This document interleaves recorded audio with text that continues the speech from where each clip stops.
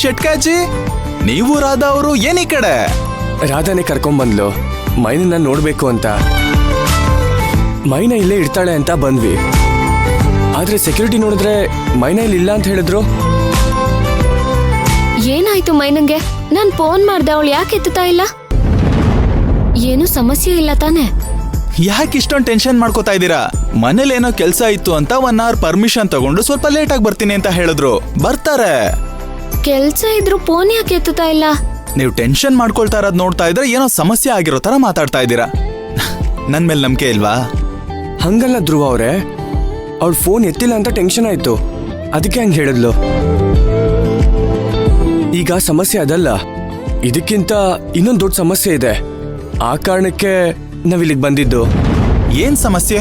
ಮೈನಾ ನಿಮ್ ಮನೆಗೆ ಬಂದ್ಮೇಲೆ ಅತ್ತೆ ಮಾವ ನಿಮ್ಮನ್ನ ನೋಡಕ್ ಬರ್ಲಿಲ್ವಲ್ಲ, ಅದಕ್ಕೆ ನಮ್ ತಂದೆ ತಾಯಿ ನಿಮ್ ಮನೆಗೆ ನೋಡೋದಕ್ ಬರ್ತಿದ್ದಾರೆ.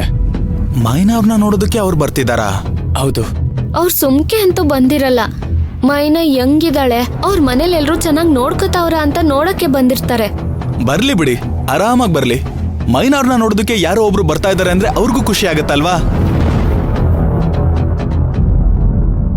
ಯಾಕೆ ಹಾಗೆ ನೋಡ್ತಾ ಇದ್ದೀರಾ? ಏನು ಟೆನ್ಷನ್ ಮಾಡ್ಕೊಳ್ಳೋ ಅವಶ್ಯಕತೆ ಇಲ್ಲ. ಮೈನಾ ಅವರು ಮನೆಯಲ್ಲಿ ಆರಾಮಾಗಿ ಮಹಾರಾಣಿ ತರ ಇದ್ದಾರೆ. ಇನ್ನೊಂದು ವಿಷಯ ಗೊತ್ತಾ, ನೆನೆ ನಮಗ್ ಬಂದಿದ್ದ ಸಂಬಳ ಕೂಡ ಅವ್ರ ಕೈಗೆ ಕೊಟ್ಟಿದ್ದೀನಿ. ಈಗ ಮನೆ ಜವಾಬ್ದಾರಿ ಎಲ್ಲ ಮೈನಾ ಅವರೇ ನೋಡ್ಕೋತಾ ಇದ್ದಾರೆ. ಆದ್ರೂ ಧ್ರುವ, ಗೊತ್ತಾಯ್ತು, ನಮ್ಮಮ್ಮ ಹೇಗಿದಕ್ಕೆಲ್ಲ ಒಪ್ಕೊಂಡ್ರು ಅಂತ ತಾನೆ. ಈಗ ಅದ್ರ ಬಗ್ಗೆನೇ ಮಾತಾಡ್ತಾ ಇದ್ದೆ ಒಳಗಡೆ. ನಮ್ಮಮ್ಮನ ಮುಂದೆ ಮೈನಾಗೆ ಸಂಬಳ ಕೊಟ್ಟಾಗ ಅವ್ರು ಕೋಪ ಮಾಡ್ಕೊಂಡಿದ್ ಸತ್ಯ. ಆದ್ರೆ ಹೇಗೋ ಕನ್ವಿನ್ಸ್ ಮಾಡಿ ಮೈನಾ ಅವ್ರಿಗೆ ಸಂಬಳನ ಕೊಟ್ಟಿದ್ದೀನಿ. ಈಗ ಮೈನಾ ಅವರೇನೆ ನಮ್ಮ ಮನೆ ಜವಾಬ್ದಾರಿ ಎಲ್ಲ ತಗೊಳ್ತಿದ್ದಾರೆ. ಅದಕ್ಕೆ ಅಮ್ಮನೂ ಏನು ಮಾತಾಡದೆ ಸೈಲೆಂಟ್ ಆಗಿದ್ದಾರೆ. ನಿಜ ಹೇಳ್ತಿದ್ದೀರಾ? ರಾಧಾ, ಧ್ರುವ ಯಾಕೆ ಸುಳ್ಳು ಹೇಳ್ತಾರೆ? ಧ್ರುವ, ಈ ವಿಷಯ ಕೇಳೋದಕ್ಕೆ ನಂಗೆ ತುಂಬಾ ಖುಷಿ ಆಗ್ತಾ ಇದೆ. ಒಟ್ನಲ್ಲಿ ನಮ್ಮ ಮೈನಾ ನಿಮ್ ತಾಯಿ ಮನ್ಸನ್ನ ಗೆದ್ದಾಯ್ತು. ಹಾ, 1 ಲೆವೆಲ್ ಗೆದ್ದಾಯ್ತು. ಆದ್ರೆ ಇನ್ನೊಂದ್ ಚೂರ್ ಬಾಕಿ ಇದೆ. ಅದಷ್ಟೇ ಅಲ್ಲ, ಮನೆಗೆ ಏನೇನ್ ಸಾಮಗ್ರಿಗಳು ಬೇಕು ಅಂತ ಒಂದು ಪ್ರಾವಿಷನ್ ಲಿಸ್ಟ್ ಮಾಡಿ ಎಷ್ಟೆಷ್ಟಾಗುತ್ತೆ ಅಂತ ಕರೆಕ್ಟ್ ಆಗಿ ಲೆಕ್ಕ ನನಗೆ ಕೊಟ್ರು. ನಾನೇ ಶಾಕ್ ಆಗ್ಬಿಟ್ಟೆ ಗೊತ್ತಾ. ಹಾ, ಅದನ್ನೆಲ್ಲ ನನ್ ತಂಗಿ ತುಂಬಾ ಚೆನ್ನಾಗಿ ಮಾಡ್ತಾಳೆ. ಮನೆ ಜವಾಬ್ದಾರಿ ಬಗ್ಗೆ ತುಂಬಾ ನಿಗಾ ಇದೆ. ಎಷ್ಟ್ ಖರ್ಚು ಮಾಡ್ಬೇಕು, ಎಷ್ಟ್ ಉಳಿಸ್ಬೇಕು ಎಲ್ಲ ಗೊತ್ತೈತೆ ಅವಳಿಗೆ. ಆಮೇಲೆ ಮೊದಲನೇ ಐಟಮ್ನ ಅವಳು ಅರ್ಶನ ಬರ್ಸಿರ್ತಾಳೆ, ಕರೆಕ್ಟಾ? ಹಾ, ಕರೆಕ್ಟೇ. ಅಷ್ಟೇ ಅಲ್ಲ, ಅವಳನ್ನ ಒಂದ್ ಕಿತ ಅಂಗಡಿ ಕರ್ಕೊಂಡೋಗಿ ನೋಡಿ ಹೆಂಗ್ ವ್ಯಾಪಾರ ಮಾಡ್ತಾಳೆ ಅಂತ.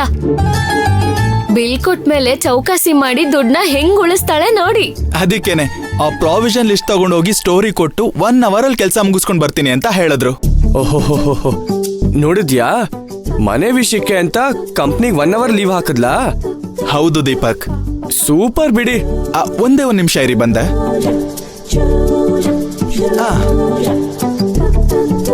ತಗೊಳ್ಳಿ. ಇದೇನಿದು? ನಿನ್ನೆ ರಾತ್ರಿ ಮೈನಾ ಅವರು ಅವ್ರ ಅಪ್ಪನ ಹತ್ರ ದುಡ್ಡು ಕೊಡೋ ವಿಚಾರವಾಗಿ ಮಾತಾಡಿದ್ರಂತಲ್ಲ, ಆಗ ನೀವು ದುಡ್ಡು ಹಾಕಿದ್ರಿ ಅಂತ ಅನ್ಸತ್ತೆ. ಅದಕ್ಕೆ ಆ ದುಡ್ಡು ತಗೊಳ್ಳಿ.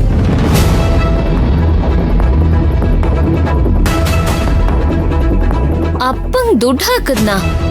ನಾನ್ ಯಾವ ದುಡ್ಡು ಹಾಕಿಲ್ವಲ್ಲ.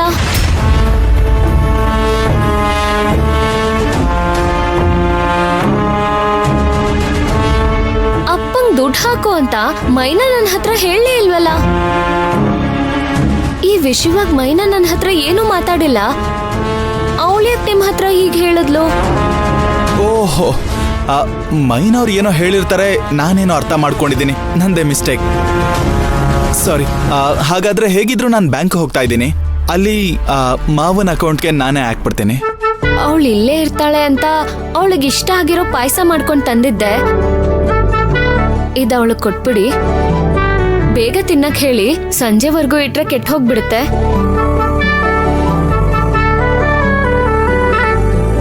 ರಾಧಾ ಮೈನನ್ ಜೊತೆ ಮಾತಾಡ್ಬೇಕು ಅಂತಿದ್ಲು. ಮೈನನ್ ಮನೆ ಕರ್ಕೊ ಬನ್ನಿ. ಸರಿ, ಹೋಗ್ ಬರ್ತೀವಿ ನಾವು. ಸರಿ ಧ್ರುವ ಅವ್ರೆ, ನಾವೇನ್ ಬರ್ತೀವಿ. ಬಾಯ್.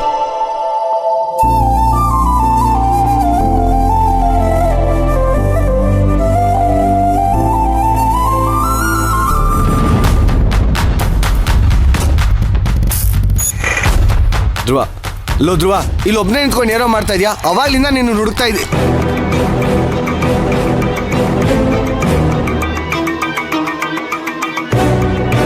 ಧ್ರುವ, ಧ್ರುವ, ಲೇ ಧ್ರುವ, ಏನು ಆನಂದ? ಏನಾ? ಅವಾಗ್ಲಿಂದ ಮಾತಾಡ್ತಾ ಇದೀನಿ, ಒಳ್ಳೆ ಸುಮ್ಮನೆ ನಿಂತ್ಕೊಂಡಿದ್ಯಲ್ಲ ನೀನು. ಏನಾಗಿದೆ ನಿಂಗೆ?